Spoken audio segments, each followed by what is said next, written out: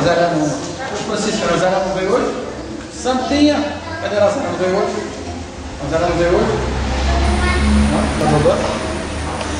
Muito bem, vamos ficar em pé para a gente ler o texto de novo, hein? Verso capítulo 3. Chama aí, não? Chama aí, não? Chama aí, tá cansada? Não, deixa eu ficar em pé. Pode ficar em pé, estamos esperando você. Vai voltar ela? Muito bem. Livro de Efésios, capítulo 3, verso 14. Por esta causa me põe de joelhos diante do Pai, para que, segundo a riqueza da sua glória, vos conceda que sejais fortalecidos com poder mediante o seu Espírito no homem interior. Verso 18. A fim de poderes compreender com todos os santos qual é a largura, o comprimento, a altura e a profundidade. Conhecer, então, o amor de Cristo. E conhecer o amor de Cristo, que excede todo entendimento, para que sejais tomados de toda a plenitude de Deus. Capítulo 4, verso 1. Rogo-vos, pois eu, o prisioneiro do Senhor, que andeis do modo digno da vossa vocação, da vocação a que fosse chamados.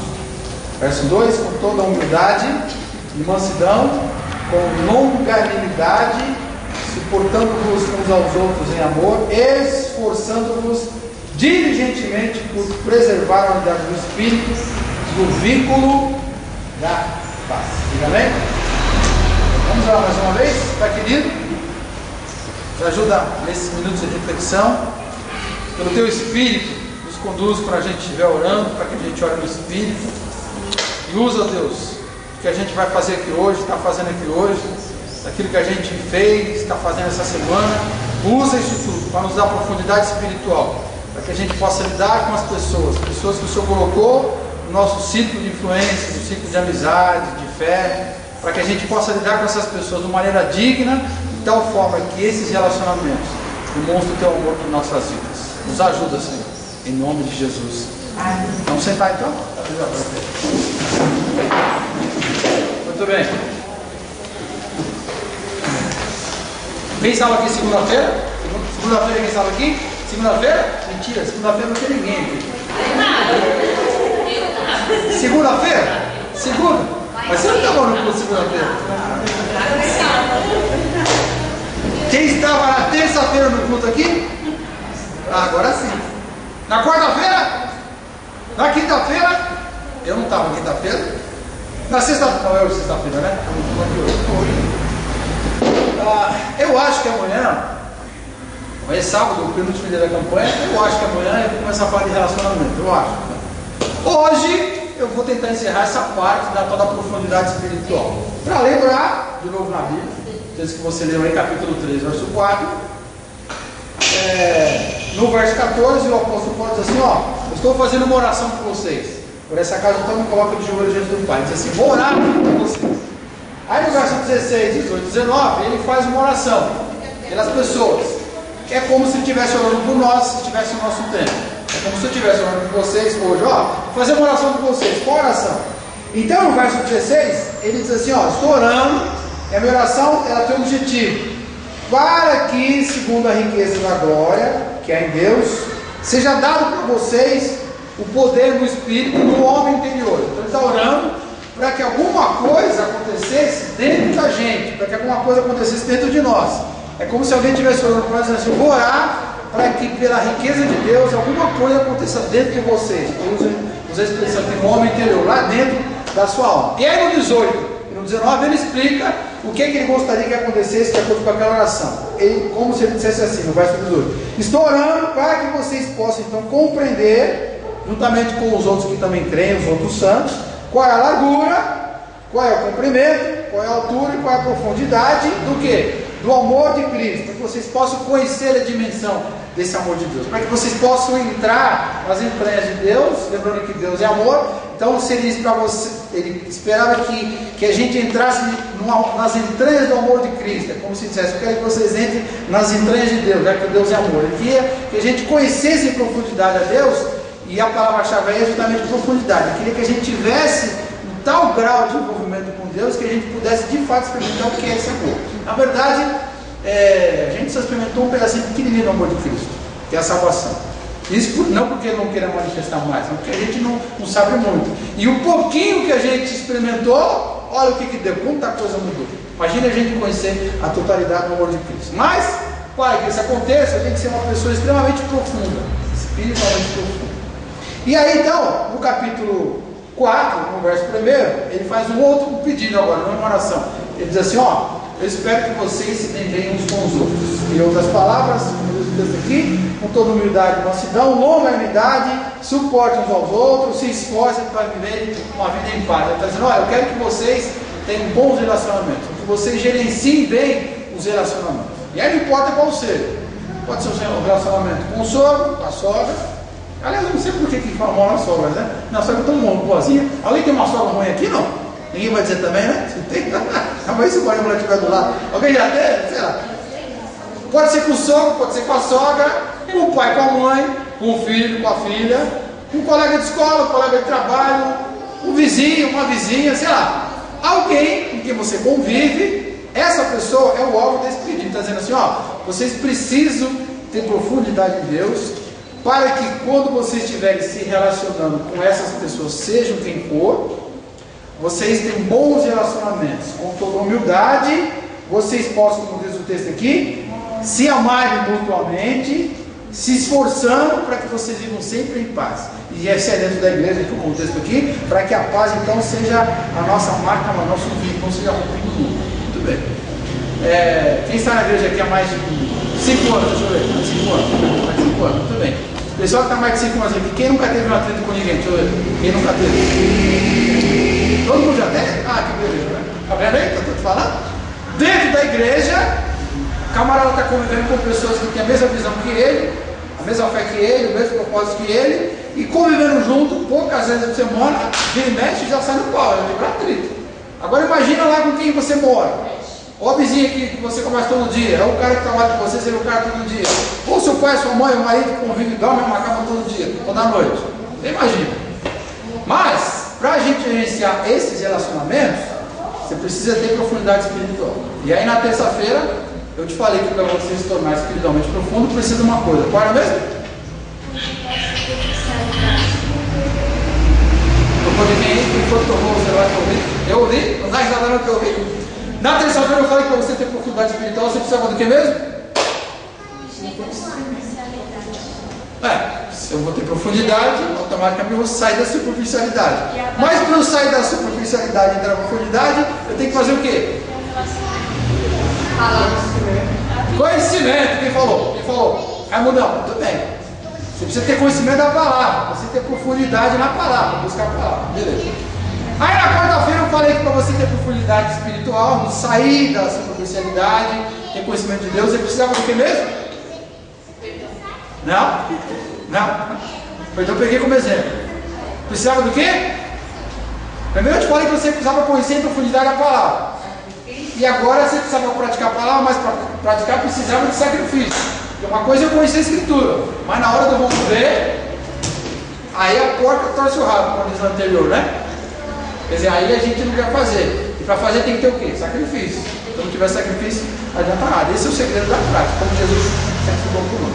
Bom, hoje então, eu vou tentar encerrar essa parte falando de um assunto que está mais ligado com profundidade com Deus e mais ligado ao mesmo tempo com relacionamento, que é o assunto comunhão. Muito bem. Todo mundo sabe o que é comunhão, sim ou não? Comunhão é o quê? Em uma palavra, seria o quê? Comunhão. União? É mais do que união. Outra palavra, bem com as pessoas? Mais do que isso? Paz. Convívio? Mais do que isso? Paz, consequência do convívio, depende, às vezes vivem junto, mas não tem paz. Alguém consegue, pensando na Bíblia, pensando nos grandes objetivos que Deus tem para nós, para a nossa vida em conjunto, seria comunhão. Por que a gente está junto? Para poder fazer coisas juntos, que mais? Para comungar, né? Por que estamos juntos? Para fazer coisas juntos, no reino de Deus, atividade, que mais?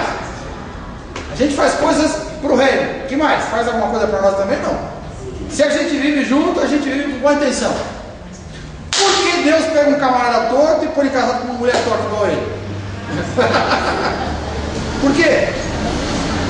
Por que eu deixo o cara sozinho, que eu estou se a gente está sozinho? Por que Deus bota a gente para conviver com outras pessoas? Para quê? Por quê? Por quê? Por que, Soninho? Brasil? Por quê? Vamos, gente. Por quê? É o amor de Cristo, né? Eu acho. Não. Por quê? Porque eu tenho que ver com outras pessoas. Sou obrigado. Eu não quero ver com ninguém. Deus fala, não, você vai ver junto com os outros. Praticar o amor. Está chegando. Para amar uns aos outros. Praticar o amor. Dividir os problemas. Muito bem. Quer dizer, deixa eu tentar ajudar aqui. Está chegando perto. A gente não sabe ser aquilo que é para a gente ser. Deus, quando pegou a prancheta, me desenhou antes de me criar. Aí me criou. Só que por causa do meu pecado, Deus me criou de um jeito e eu fiquei de outro jeito. Aí Deus falou, agora eu vou te consertar. Aí Deus me converteu e falou, agora eu vou continuar o início do processo de conserto. Eu vou botar você junto com outras pessoas, torta igual a você. Para quê? Para que um pudesse ajudar o outro no processo de reparação.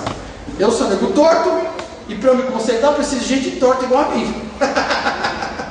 Aí a gente pratica o amor, a gente vive em unidade, quer dizer, eu te ajudo emocionalmente, eu te ajudo espiritualmente para você ser o que Deus espera que você seja espiritualmente e emocionalmente, e em contrapartida você me ajuda espiritualmente e me ajuda emocionalmente para que eu possa ser aquilo que Deus quer que eu pudesse. Copiou ou não?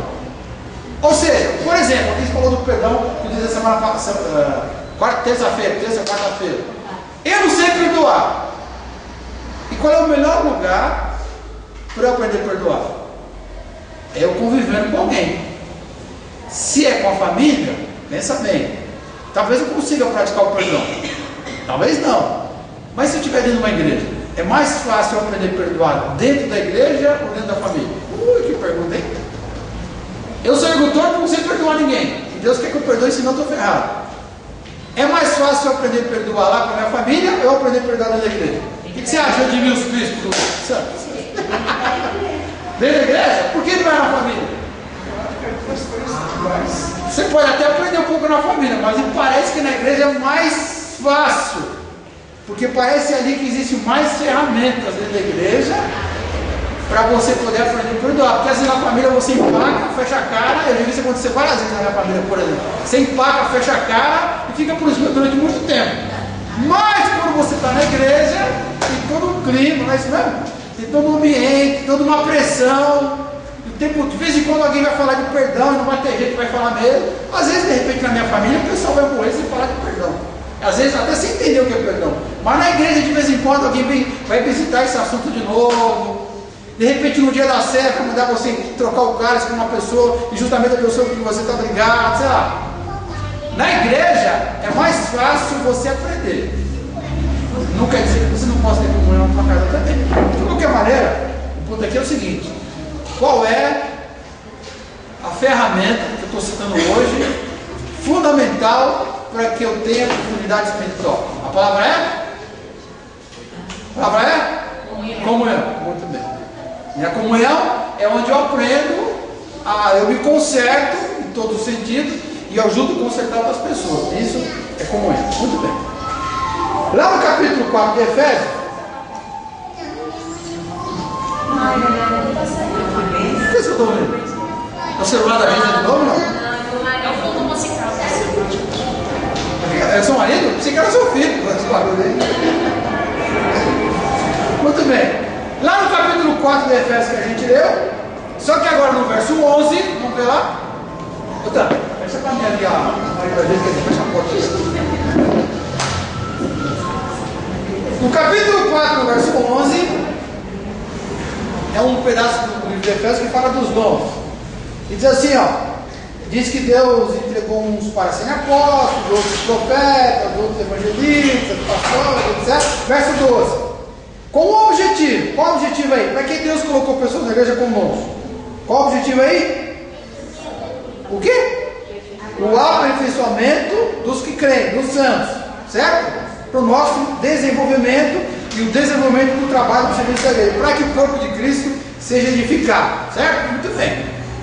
Para que é que existe a comunhão gente crescer mutuamente, ajudar os outros, que a gente se ajudar a crescer mutuamente.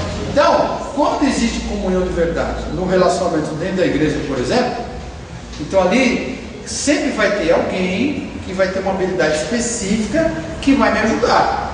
Por exemplo, vai ter alguém que vai ter habilidade com a palavra que vai te ajudar, por exemplo, ensinando. Você fala, puxa, eu não tinha entendido até agora, até esse cara me ensinar. Vai ter alguém que vai sentar do seu lado e vai te ouvir e vai tentar entender por que você não está conseguindo colocar a palavra em prática e vai te motivar, vai te animar. Aí vai ter um outro que não vai conseguir falar com você nada, mas ele vai ver como você está sofrendo para botar aquele negócio em prática.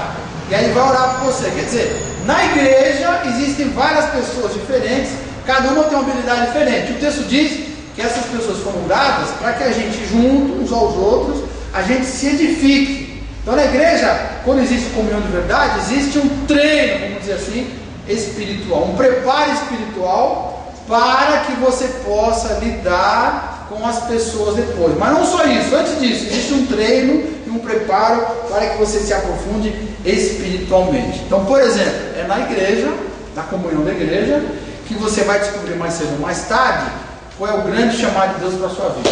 Uns vão descobrir que tem um chamado para largar tudo e ir lá para o missionário. Uns vão descobrir que tem chamado para se tornar empresário. Outros vão descobrir que tem chamado para ser professor. Sei lá, cada um vai ter um chamado diferente. Mas a hora que o cara descobrir aquilo, e vai ser dentro da igreja, através da administração da igreja, aquilo vai mudar toda a perspectiva de vida que ele tiver. Enquanto ele não descobrir isso, ele vai ficar marcando passo. Um dia ele faz a faculdade daquilo, outro dia ele faz o curso daquilo, um dia ele resolve não fazer nada, vou cuidar só da minha família, outro dia ele cansa a família e resolve abrir um negócio, vai ficar patinando para lá e para cá. Se ele estiver fora da comunhão, ele patina, mas se ele estiver dentro da comunhão, mais cedo ou mais tarde ele vai descobrir. E aí, olha que passo importante para a profundidade espiritual. Uma das maneiras mais sérias, mais relevantes para você se aprofundar espiritualmente é quando você consegue entender o que é que está na mente de Deus, qual é o plano de Deus para a sua vida nesses poucos anos que você tem de ser aqui na terra. Aí a sua vida começa a mudar, aí você começa a entrar nos atos de Deus de verdade. Outra coisa, Romanos capítulo 15, versículo 14. Vamos abrir lá rapidão? Romanos capítulo 15, verso 14.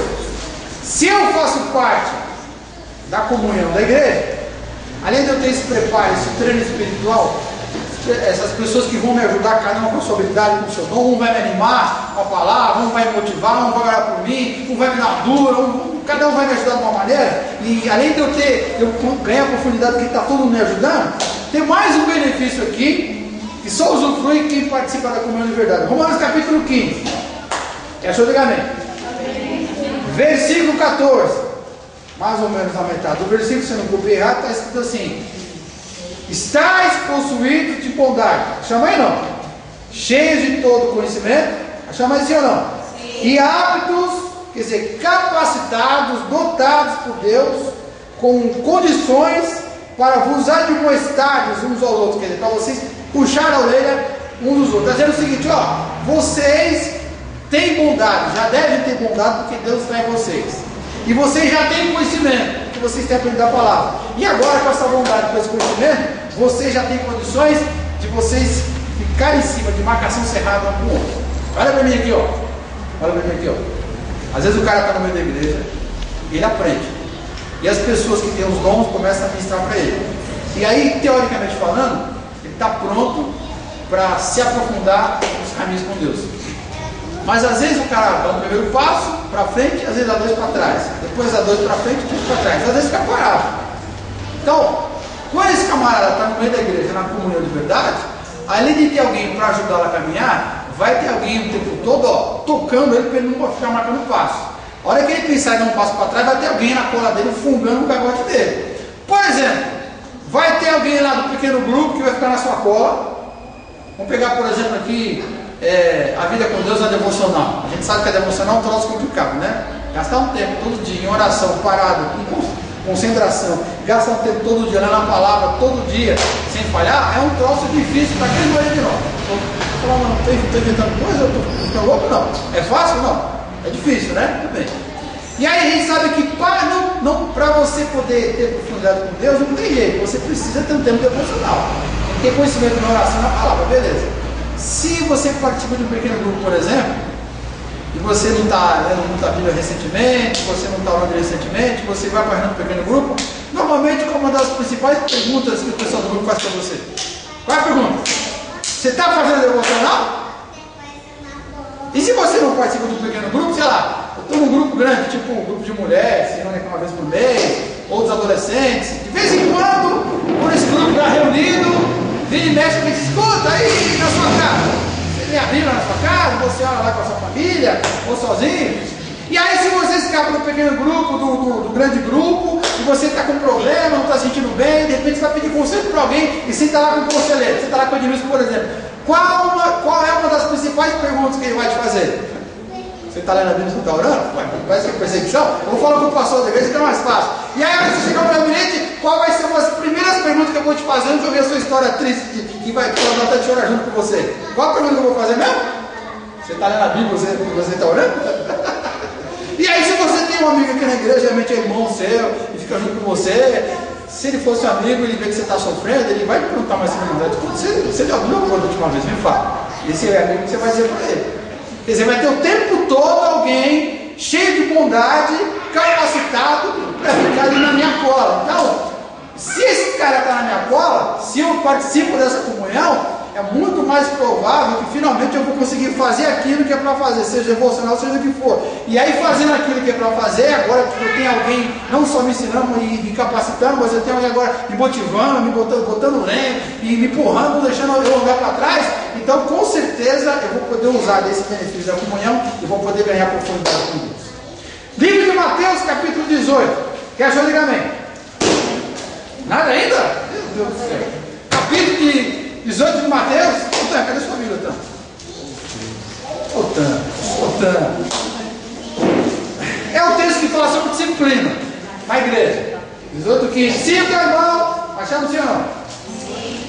Se teu irmão pecar contra ti, vai questionar, utilizar, se ele te ouvir, graça teu irmão, beleza. Verso 16. Se porém não te ouvir, toma ainda contigo 2 ou 3 pessoas, para que pelo depoimento de 2 ou 3 testemunhas, toda a base estabelecida, beleza. Verso 17. E se ele não os atender, leva o caso para quem? Para a igreja. E se ele recusar ouvir a igreja, designa o camarada, considera como pecador pedido, como gentil, como publicano. Então, o sujeito se converteu e de repente ele se envolve na comunhão da igreja, nos relacionamentos, um tentando ajudar o outro a se aprofundar espiritualmente. E aí, todo mundo que tem um dom espiritual vai ministrar para ele um dia, e ele também que tem um dom espiritual vai ministrar para outro. Cada um vai se ajudar com a capacidade que tem. Beleza, ele aprendendo a teoria, mas pode ser que ele não consiga botar a teoria em prática. E aí, com certeza, vai ter alguém na igreja, naquela comunhão, seja o conselheiro, o líder do pequeno grupo, seja quem for, que vai ficar em cima dele, admoestando, motivando, e botando lenha para ver se o cara não desiste, o cara se animar, desiste, não desiste, vamos lá. Mas pode ser que mesmo assim, com a teoria na cabeça, com o conhecimento na cabeça, a capacitação dada por Deus, e com o pessoal ao redor dele empurrando o cara para o cara fazer a coisa certa, pode ser que mesmo assim não consiga ainda fazer a coisa certa. Como, por exemplo, superar algumas tentações. Não importa qual seja. O cara tem uma tentação sexual, o cara tem uma tentação de desonestidade, o cara tem uma tentação, sei lá, seja o que for, de droga, seja o que for. E aí, depois de ter aprendido tudo que era para ter aprendido, depois de ter um monte de gente atrás dele, motivando o camarada a fazer a coisa certa, mesmo assim, a igreja percebe que o cara vai abrir de mão. E aí o que acontece? Aí a igreja entra, se o cara tiver a comunhão, com uma outra ferramenta para forçar esse cara a ter profundidade. Qual que é a ferramenta? A vara, a disciplina, o chicote. E aí, vai desde... Você tem que falar com você. Desde uma bronca, uma lavada, e vai aumentando em grau essa disciplina, até o momento quando a gente percebe que não tem mais jeito mesmo, que diz assim, ó, você vai ser desligado da igreja. E mesmo assim a gente sabe que o fato de ser espiritualmente desligado da igreja não é para que o cara se perca. Pelo contrário, é para que ele fique mais vulnerável ainda, as trevas detonam com ele se arrepende e depois volte. Então até a disciplina, até o desligamento da igreja por questão disciplinar, significa que a igreja trabalhando para esse sujeito se acertar, ganhar profundidade, ganhar relacionamento com Deus. Ele está no meio ali da comunhão da igreja. Mais um versículo apenas, Hebreus capítulo 13. Hebreus capítulo 13, um pouquinho mais para frente aí, um pouquinho antes do Apocalipse. Hebreus capítulo 13, a gente vai ler só o versículo 17. Se uma pessoa está na comunhão da igreja, se a pessoa participa da comunhão da igreja, ela vai poder contar com várias ferramentas para conseguir profundidade espiritual. Lembrando que ela precisa da profundidade espiritual para conseguir gerenciar todos os seus relacionamentos de uma forma digna. Ou seja, se ela está na comunhão da igreja, ela vai ser preparada para se aprofundar na relação com Deus, ela vai ter alguém orientando, supervisionando a vida dela. Se ela não conseguir fazer a coisa certa, ela vai entrar em disciplina, e a disciplina vai ajudá-la. E o mais importante, Hebreus capítulo 13, verso 17, diz assim: obedecei os vossos guias e sede submissos para com eles, pois eles velam por vossa alma. E aí, se você tiver uma caneta, arrisca a palavra velar. A Bíblia diz o seguinte, quando você está na comunhão da igreja, você está no meio do povo, você é conhecido pelo povo, o povo te conhece. Além de você ser preparado para se aprofundar na relação com Deus, além de você ter alguém te mentorando, te supervisionando, além de você ser disciplinado se for preciso, vai ter alguém o tempo todo velando por você. A palavra velar aqui significa literalmente ficar observando, ficar cuidando, ficar tomando conta.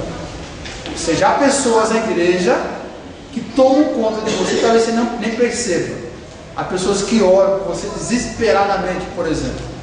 Os líderes da igreja oram pelas pessoas da igreja, por nome, a maioria delas. Eu oro, eu tenho uma lista enorme de oração. Você tem ideia, tem até escala. Cada dia da semana é um grupo de pessoas diferentes, porque não dá para orar por todo mundo no mesmo dia. Há um grupo de oração que ora, há os anônimos que oram por você. Quer dizer, sempre tem gente na igreja que toma a frente, que essa mulher chama de guia, e essa pessoa está preocupada com você, está te cobrindo espiritualmente. Se você está na comunhão da igreja, você está espiritualmente coberto.